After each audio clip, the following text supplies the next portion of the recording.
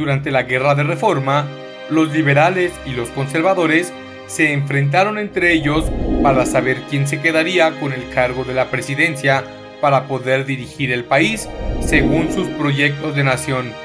Sin embargo, fue durante el desarrollo de la guerra cuando Benito Juárez, Melchor Ocampo y Miguel Lerdo de Tejada expidieron las leyes de reforma en el puerto de Veracruz el 7 de julio de 1859, mismas que buscaban separar a la Iglesia del Estado.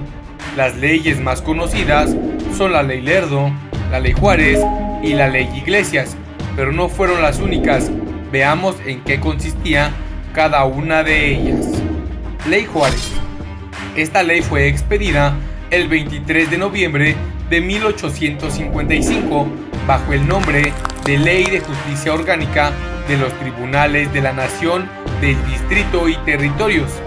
Esta buscaba básicamente hacer que los tribunales de justicia militares y eclesiásticos atendieran solamente a lo que estuviera relacionado con ellos, y eso implicaba que si algún miembro de la iglesia o del ejército tenía que ser juzgado por algún motivo de carácter civil, este podía ser juzgado en cualquier tribunal del estado.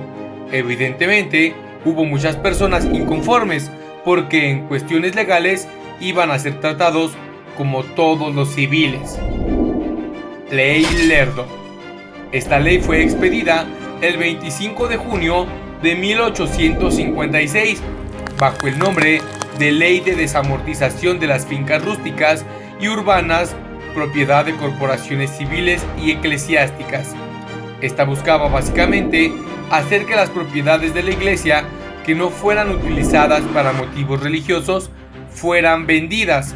Esto con la intención de evitar que la iglesia se extendiera comprando propiedades, pero sobre todo se había pensado en que la clase media del país fuera quienes compraran estos territorios, aunque en realidad las cosas no salieron como se habían planeado. Ley Iglesias. Esta ley fue expedida el 11 de abril de 1857 bajo el nombre de Ley de Obvenciones Parroquiales. Esta buscaba básicamente que los cobros por los servicios de la iglesia fueran regulados, tales como el bautizar a un bebé o casar a una pareja de enamorados, o incluso el querer enterrar a una persona querida. Es decir, que también buscaba regularse el dinero que se cobraba por enterrar a un difunto. Esto se hizo básicamente porque en aquella época una buena cantidad de la población apenas ganaba lo suficiente para comer y para vivir, y a pesar de ello, la iglesia les vendía los servicios que hemos mencionado con anterioridad. Como podemos darnos cuenta, claramente estas leyes que acabamos de mencionar afectaban directamente a los miembros de la iglesia, pero esas leyes no fueron todas, apenas si fueron como una probadita de lo que vendría unos años después. Veamos qué otras leyes se crearon. Mientras tanto, puedes irte suscribiendo a este canal donde le echamos una mirada al pasado con nuestros videos de historia. A lo largo de 1859, fueron unas cuantas leyes las que también se crearon para controlar el crecimiento y el poder de la iglesia.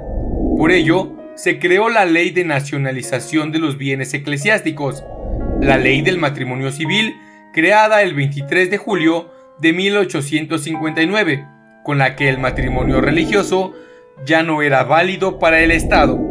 También se creó la Ley Orgánica del Registro Civil el 28 de julio de 1859, la cual básicamente consistía en que los nacimientos como los fallecimientos se tendría que encargar el Estado de irlos registrando.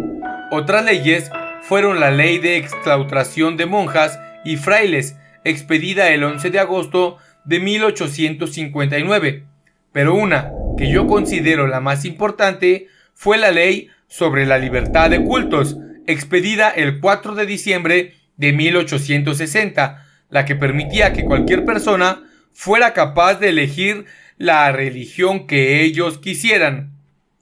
Estas leyes, como podemos ver, son de suma importancia, no solamente porque se le restringió el poder a la iglesia, sino porque las personas de aquella época iban a vivir una verdadera transformación social.